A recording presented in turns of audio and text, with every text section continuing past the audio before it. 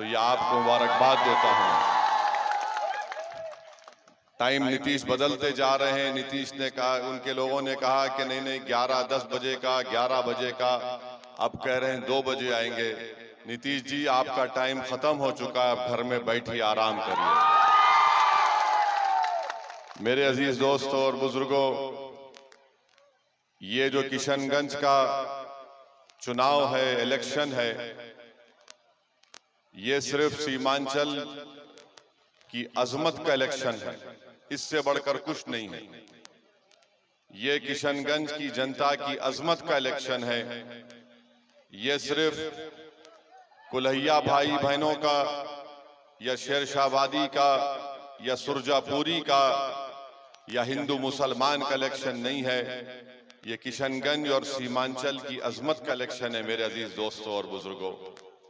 इसीलिए हम आपसे अपील करने आए हैं कि जिस शख्स ने, जिसको मजलिस इत्तेहादुल मुस्लिमीन ने अपना उम्मीदवार बनाकर पेश किया है, जिसने अपना तन मन धन सब कुछ सीमांचल के लिए और गरीब मजलूम के इंसाफ के लिए कुर्बान कर दिया, हम आपसे ये अपील करने आए हैं कि आप उस शख्स के हक में अपना वोट देकर आप सीमांचल की अजमत को बहाल करिए।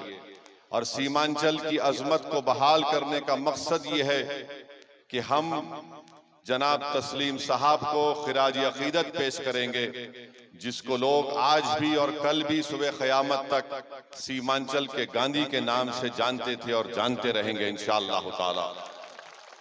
तो मेरी आप तमाम से गुजारिश है कि आप लोग 26 तारीख के दिन सुबह के अवलीन वक्त में अपने घर से निकलकर पोलिंग बूथ को जाइए और अपना एक एक वोट का इस्तेमाल पतंग छाप के निशान पर करके सीमांचल और किशनगंज की अजमत को बहाल करिए।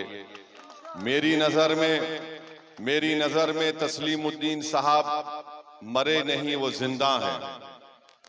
इंसान जब मरता है तो उसकी जिस्मानी मौत होती है, रूह निकल जाती है जिस्म से।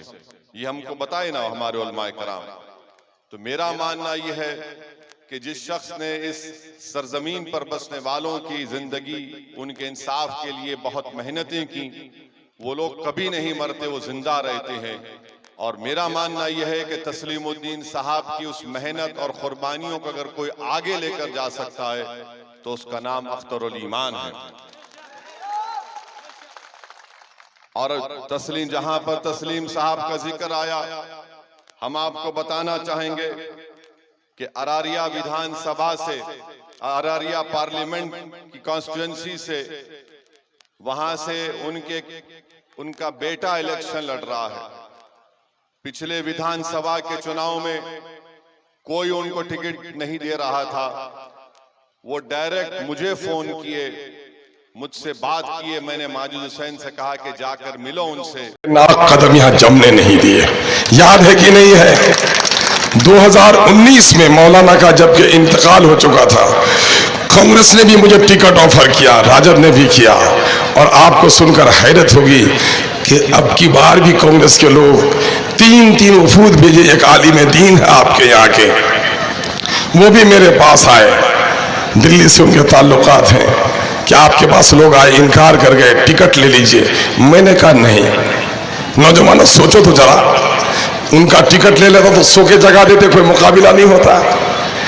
तो ये आखिर पागलपन क्यों है? मैं कहता हूं, तुमने मुझे जो इज्जत बख्शी है, हमारे बुजुर्गों ने जो इज्जत दी है, वो मेरी नस्लें नहीं भुला सकती। मैं भी यही काम करना चाहता हूं, मैं भी यही काम करना चाहता हूं कि कुछ ऐसा काम करके जाऊं जो आपके नस्लों को फायदा पहुंचाए। वो क्या है? वो ये है कि दूसरी पार्टी से मैं MP बन जाता, उन पार्टियों का गुलाम बन जाता, लेकिन बिहार में एक मुस्लिम क़यादत को खड़ी करने का हमने बेड़ा उठाया है। और ये जमात अगर बन गई, ये जमात बन गई तो तुम्हारे नस्लों को फायदा होगा। और आज 14% यादव हुकूमत कर रहा है, 6% कोयरी कुर्बी हुकूमत कर रहा है, 3% मल्लाहों को, 2% मल्लाहों को 3 सीट दिया जा रहा है। और अभी तेजस्वी आया, पूछे क्यों नहीं कि 18% मुसलमानों को, जिनका 90% वोट तुमको मिलता है, उनको सिर्फ तुमने 2 टिकट दिया। इन लोगों ने इसी मजबूरी को समझ लिया है कि इसकी कौम सरकार बनाती है, अपने बारे में नहीं सोचती। अब जालिम के इन ऐवानों से कह दो कि गाफिल नहीं, तैयार है हम, दुश्मनों से लड़ने के लिए बरसरे पैकार है हम। और ये वोट मैंने अक्सर कहा है, वोट नहीं है, ये तलवार है, और इसके जरिए से अपने मसाइल हल कर सकते हो।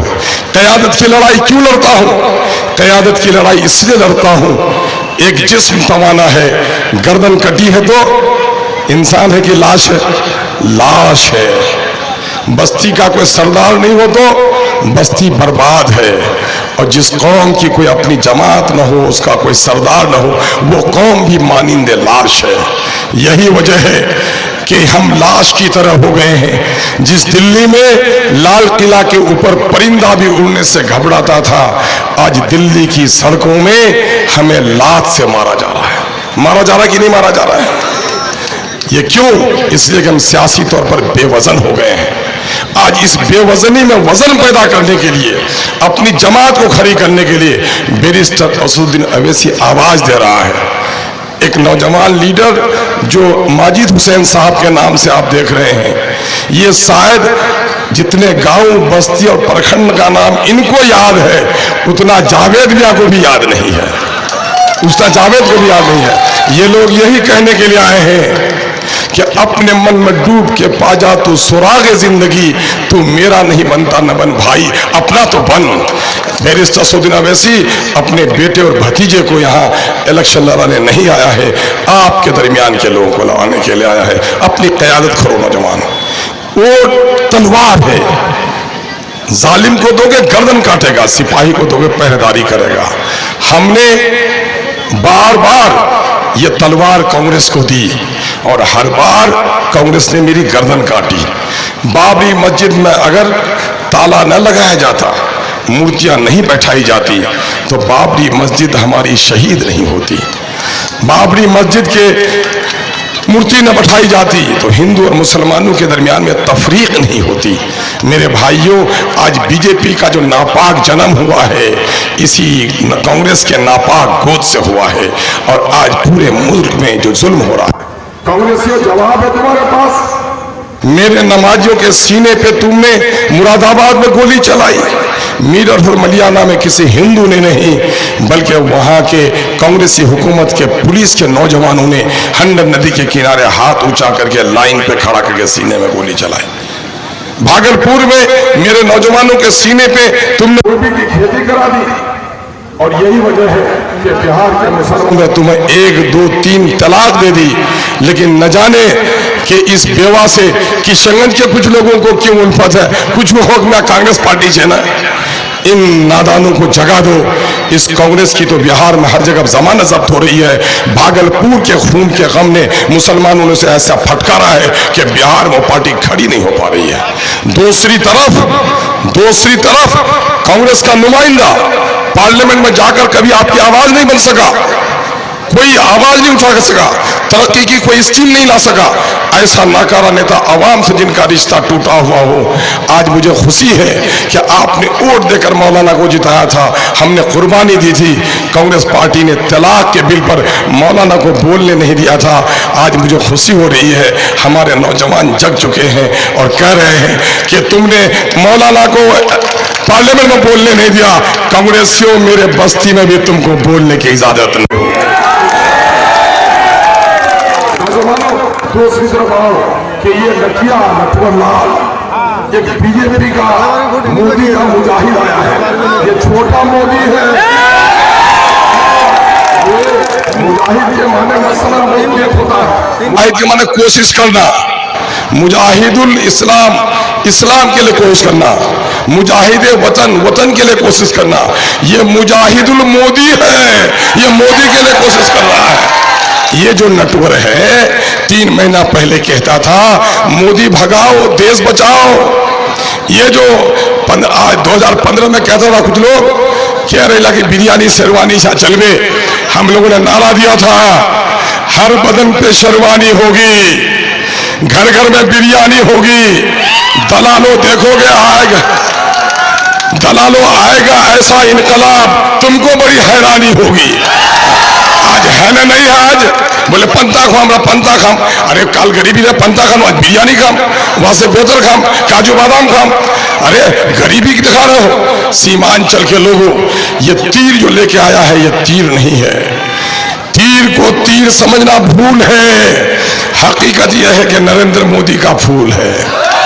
ये नरेंद्र मोदी कौन है? कौवा का नाम लेते हो तो काली तस्वीर सामने आती है। अब मोदी का जब नाम लेते हो तो गोधरा में मेरे मां बहनों की लुटी हुई इज्जत और इस्मत की दर्दनाक तस्वीर सामने, उनकी लुटी हुई इस्मत की चीख कानों में सुनाई देती है, दिल का टुकड़ा टुकड़ा होता है। क्या तालीमों ने किया? माँ के सामने में, बाप के सामने में, भाई के सामने में, बच्चों के सामने में हमारी बहन बेटियों की इज्जत को तार तार किया गया। दूध पीते बच्चों को माँ के गोश्त से छीनकर आग में फेंका गया। हामला औरत के सिकम फाड़े गए। बिल्किस बानो हयात से है जो इस जमाई उसकी दरिंदगी उसका इंसाफ तलब करती है। मुजाहिद से पूछो, ए मुजाहिद तुम कितने में बिके? तुम्हारा हृदय परिवर्तन कितने में हुआ? कल तक कहते थे मोदी भगाओ देश बचाओ, और 3 महीने के अंदर कहते हो मोदी को लाओ मुझको बचाओ। मोदी का अगला भी आकर तुमको नहीं बचा पाएगा, मोदी का अगला भी आके तुमको नहीं बचा पाएगा। कोचा दामन की तारीख है कि कोचा दामन के लोगों ने बीजेपी के साथ 2010 में शिकस्त दिया, 2014 में मेरे खैरात के टुकड़े पर जीता, 2015 में गठबंधन पर जीता, और 2020 में फिर मोदी के साथ आया तो कोचा दामन के लोगों ने ऐसे निकाल बाहर किया कि होश नहीं आया। लोगों, उसको एजेंट बनाया गया है। क्या अख्तरुल ईमान ने कौम को जगा दिया है? असेंबली में आया है तो सीमांचल के दर्द को बयान कर रहा है। जिस महानंदा नदी पर वक्त का मंत्री पुल नहीं बनवा सका, अख्तरुल ईमान ने चीख चीख कर कहा कि तुम मेरे पैसे लेकर तुम पटना को सुंदर बना रहे हो, नालंदा को दुल्हन बना रहे हो, 5-5 किलोमीटर पर तुम गंगा पर पुल बना रहे हो, 50 किलोमीटर का पुल नहीं बनेगा, मैं तुम्हारा गुलाम नहीं हूँ, तुम कुत्तों के लिए हॉस्पिटल खोलोगे, मेरी माएँ मरेंगी। उनके हुकूमत को झुकना पड़ा और 207 करोड़ का पुल आज आपका काम शुरू हो गया। गजवाला बोलो, बोलने की है, अरे गजवा बोलने ही से सब काम होता है, और असेंबली में तो बोली के हम काम कराए। तुम ये बताओ, तलवार चाट के तुमने क्या किया? तलवार चाट के तुम दौलत बन गए, हम लड़ाई लेकर अपने कौम के मसाइल को हमने हल किया। फैसला के लोग 2017 से यही पुल बांध पर बैठे हुए थे कि नहीं गरीब लोग? क्या उनको जमीन दिलाए कि नहीं गवाही दो? क्या उनको मकान के लिए पैसा दिलवाए कि नहीं? 44 लाख रुपया तो दिलवाए हैं और दिलवाएंगे लोग। मेरे दादा भाई नहीं है अभी, उनके पंचायत में हमने वहां पर दर्जनों से ज्यादा लोगों को जमीन दिलवाने का कार्य किया। मेरे भाइयों, इस वक्त उनके हालात खराब हैं और इस वक्त कोई गैरतमंद आदमी बीजेपी में जाने के लिए तैयार नहीं है। बीजेपी ज्यादा वोट हासिल करना चाहती है, इसलिए इस धोखेबाज को दिया टिकट कि अब तो मुसलमानों की बस्ती में जाकर तीर है, और जब दूसरों की बस्ती में जाता है तो क्या कहता है? अरे हम तो नरेंद्र मोदी जी को न प्रधानमंत्री बनाएंगे। मेरे आलिमों, आपने हमको सिखाया है, न करबल में, न मक्तल में, न शाह के आगे मुमिन झुकता है फकत अल्लाह के आगे। तस्वीर देखिए, गैरुल्लाह के सामने में झुकी हुई उनकी तस्वीर देख लीजिए, गुल चलाती हुई तस्वीर देख लीजिए। यकीन जानो, अख्तरुल ईमान ने लड़कर सूरज नमस्कार के कानून को तोड़वाया था। आइए, जो अपने अकीदे का सौदा करता है, कल यूनिफॉर्म सिविल कोड का बिल आएगा, कल शरीयत के खिलाफ जो बिल पेश किया जाएगा, क्या इस बेज़मीन को बोलने की हिम्मत भी होगी? मुख्तार अब्बास नकवी तो कुछ बोल नहीं सका, सालवाज तो धुन दबा के रहा। ये चपेटी का शोरबा लोगों को कहता है उठा को जो गड़बड़ करवे तो मीठा ठीक करूं। अरे जमाते मोहम्मदी का आदमी अबू लहबी जमात में जाकर तुम काबे की हिफाजत नहीं कर सकता है। बहुत सब आदमी यहाँ का भी है, बोला हमारा पहली से चुनू जदियो, तो मैं कह रहा गाड़ी जा रही थी अजमेर शरीफ, बैठ गए। अब यूपी में जाकर ड्राइवर कहता है कि हम अब अजमेर नहीं हरिद्वार जाएंगे, तो अजमेर वाले बैठे रहोगे उतर जाओगे? लेकिन कुछ सब बैठा हुआ है अभी ब्लू ब्लू चश्मा लेके मेरे इलेक्शन में हीरो की तरह तकरीर करता था, और अब क्या कहता कि नहीं कुछ भी होगा हम हरिद्वार जाएंगे। चौक पर का कसाई बकरा काटता था, अब वो बकरा नहीं काटता है, अब वो छोटा जानवर काटता है। तो क्या कहता है, कुछ भी जानवर काटोगे मैं दुकान नहीं बदलूं। तो अब तुम खाओ, जिसका गोश्त तुमको खाना है खाओ।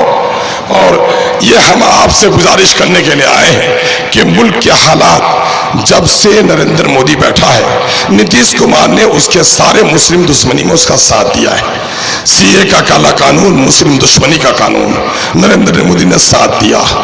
दफा 370 कश्मीर के मुसलमानों की महरूमी का कानून नीतीश कुमार ने बीजेपी का साथ दिया। 3 तलाक का मसला, शरीयत पर हमला, नीतीश कुमार ने बीजेपी का साथ दिया। ये खालिद आए हैं एक एमएलसी मालिश करके, कहते हैं कि नहीं साहब उनका नजरिया अलग है, हमारा नजरिया अलग है। खालिद मियाँ खुशामद करके एमएलसी बन लिए हो, अपने जमीर का सौदागर तो तुम बन गए हो, लेकिन सीमांचल की गयूर अवाम के जमीर का सौदागिरी तुम नहीं कर सकते हो। कहता है मदरसा खुलवा दिया, टीचर बहाल करवा दिया, घर रिलीफ बांटने पर अगर तालीम मिलनी चाहिए तो जिसने घर जलाया उसको गाली होनी चाहिए कि नहीं होनी चाहिए? तो टीचर बहाल किया तो तारीफ करोगे, और 20 साल तक हमारे मदरसे और स्कूलों को वीरान रखा, ऐसे लोगों को गाली नहीं दोगे?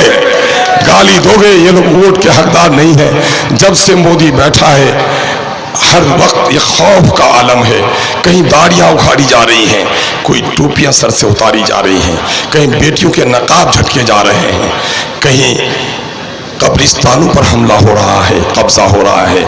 मदरसा अजीजिया में मजहबी किताबें जलाई गई, मस्जिद का मीनारा तोड़ा गया। हद तो ये है कि नमाजी को नमाज की हालत में लात मारा गया। लोगों इसका बदला लेना है कि नहीं लेना है? तो मुजाहिद को कह दो कि तुमको दौलत अजीज है तो तुम अपने घर की बेटियों को गोधरा वालों के हवाले कर सकते हो, सीमांचल के घरों का दरवाजा गोधरा वालों को तुम नहीं दिखा सकते हो। अभी आया था पूर्णिया उनका एक लीडर, क्या बोला? न यहाँ आदाब चलेगा न सलाम चलेगा, यहाँ सिर्फ जय श्री राम चलेगा। बोला कि नहीं बोला? हम जय श्री राम करो आप, हम मना नहीं करते। राम जी का चरित्र इतना महान था कि अगर उसके आदर्शों का पालन करो तो देश में शांति आ जाए। लेकिन खुदा के बंदों को, रहमान के बंदों को कोई कहेगा सलाम न करो तो मैं कान खोल कर सुन लो जालिमों, ये मुल्क किसी के बाप की जागीर नहीं है। तुम राम राम करो, मुझे कोई एतराज नहीं, मुझे सलाम करने से रोक पाएगा तुम्हारे बाप की मजाल नहीं। लोगों, नमाज पढ़ते हुए जिन लोगों ने हमारे नमाजियों को लात मारा है, उनको लात मारोगे कि नहीं? क्या दिल्ली जाओगे? नहीं, दिल्ली नहीं जाना है। 26 तारीख को पतंग के निशान पर जब वोट डालोगे तो लात मारने वालों के सरों पर इंशाअल्लाह जूते बरसेंगे। ये काम तुमको करना पड़ेगा। एक बात और कह के चला जाता हूँ, 23वीं बार आया हूँ। इस वक्त मैं जहाँ भी जाता हूँ मुझे खोचा धमन का कोई नहीं कहता, लोगों मुझे कहता अमोर का विधायक आया है। दरभंगा जाऊं, चंपारण जाऊं, आज चंपारण, दरभंगा, भागलपुर, पटना के दोस्तों की एक बड़ी तादाद आई है और ये लोग मुझे अमोर के विधायक के नाम से जानते हैं। लोगों, कल तक मैं कोचा धमन का इलेक्शन लड़ता था तो कोचा धमन का बेटा कहलाता था। आज मैं आपका भाई हूँ, आपके बगैर ये जंग में नहीं जीत सकता। मैं जाकर दूसरी जगह वोट मांगने जाऊंगा। मैं ठाकुर में वोट मांगने गया, मैं अभी वोट मांग करके आया डगरवा से, लेकिन मैं आपसे वोट मांगने नहीं आया, मैं आपसे सरपरस्ती और आपसे मदद मांगने आया हूं। ये इलेक्शन आपको लड़ना पड़ेगा, आपको अपने घरों को छोड़ना पड़ेगा। आपने 94,000 वोट देकर हमें जिताया है। हम 2019 के पार्लियामेंट्री इलेक्शन में किशनगंज में जीत गए थे, आप लोगों से घर घर नहीं मिल सके थे। अल्हम्दुलिल्लाह डगरवा और बायसी ने भी फैसला कर लिया है। आपने 94,000 वोट देकर हमें यकीन दिलाया है। आज उठिए, लाख से ज्यादा पार कर दीजिए। इंशाअल्लाह आपके इस भाई को पार्लियामेंट जाने से कोई नहीं रोक सकता।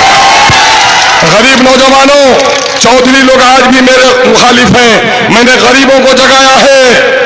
आज वो चौधरी परेशान है कि पहले का नेताला हो चिन्ह बोरोबोला लोग मिलो याली भदवा करवा सबको चले जा। मैंने कहा हाँ, मैं गरीबों को जगाने आया हूँ। गरीबों के बदन पर अच्छे कपड़े देकर तुम्हारे बदन में नोचनी हो रही है, और अच्छे कपड़े इनको पहनाऊंगा, तुम्हारे बदन का हर हिस्से को जख्मी कर दूंगा।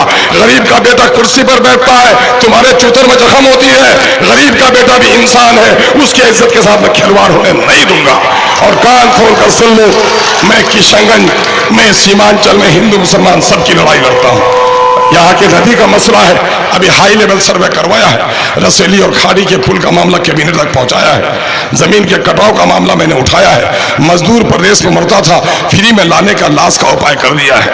लेकिन दूसरे के चंदे से जो लाश आ जाती है, कुछ लोग ताजमहल के सामने में फोटो खिंचवा के कहता है कि खान ताजमहल मोर बाढ़ से है ना। तो ऐसे नादानों को सबक सिखाओ। एक मरतबा तय कर लो मेरे नौजवानों, अब की बार पैसा काफी बांटा जाएगा, स्टोर किया जा रहा है। अच्छा, शरीफ आदमी की इज्जत करनी चाहिए, गाली देनी चाहिए, इज्जत करनी चाहिए। चोर को जूता मारना सवाब है कि नहीं? सवाब है। चोर को, शराबी को जूता मारना सवाब है। जो लोग पैसा लूट के रखा है, पैसा उनका लूट लो, पेशाब खाना बना दो, पाखाने का घर बना दो, लेकिन वोट अपने जमीर की आवाज पर, अपने नस्लों की तकदीर के लिए, बिहार में मुसलमानों की क़यादत के लिए, हिंदू और मुसलमानों के इत्तेहाद के लिए, मुल्क के आइन के तहफ़्फ़ुज़ के लिए, अपने शरीयत के तहफ़्फ़ुज़ के लिए पतंग के निशान पर दे दो। आओ एक नारा लगाते हैं, फूल नफरत का चमन में अपने खिलने नहीं देंगे। खिलने दोगे? नहीं। फूल नफरत का चमन में अपने खिलने नहीं देंगे। तीर अदावत की, यानी दुश्मनी की, हिंदू मुसलमानों की तीर अदावत की अपनी बस्ती में चलने नहीं देंगे। नहीं। किशनगंज पार्लियामेंट हल्के के नौजवानों ने खाई है कसम, दलालों को नेता अब कभी हम बनने नहीं देंगे। दलालों को नेता अब कभी हम बनने नहीं देंगे। पार्टी का नारा है, लगा के जाता हूं। पार्टी ने नारा लगा के सब पार्टी ने दिया आपको चोट। मैं जो जुमले दोहराऊं, दोहराओगे? आवाज में गजब की तवानाई होनी चाहिए, मुट्ठी में ताकत की अलामत होनी चाहिए। आवाज ऐसी नीतीश का और मोदी के कान का हरिया फट जाए। लगा सकोगे? बोलो, मैं जो बोलता हूं। सबने दिया है हमको चोट, अपनी पार्टी अपनाओ। सबने दिया है हमको चोट,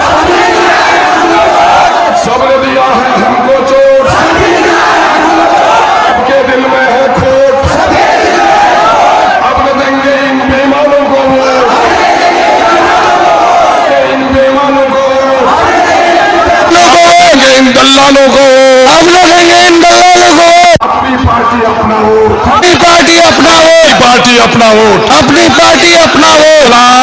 जिंदाबाद, इनकलाब जिंदाबाद, बैरिस्टर असदुद्दीन ओवैसी जिंदाबाद, पतंग का निशान जिंदाबाद, संगठन के नौजवान जिंदाबाद, संगठन के किसान जिंदाबाद। चलो अब एक आखिरी बात, पैसे लोग बांटेंगे, अपने जमीर को झुकने मत देना।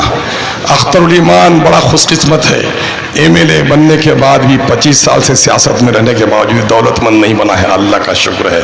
मैं तो पैसे तकसीम नहीं कर सकता, लेकिन इस जिस्म के अंदर के खून का एक एक कतरा अपनी कौम, अपनी नस्ल, अपने इलाके और अपने वतन के लिए आपके हवाले करने के लिए अख्तरुल ईमान तैयार है। संभाल लीजिएगा। सलाम।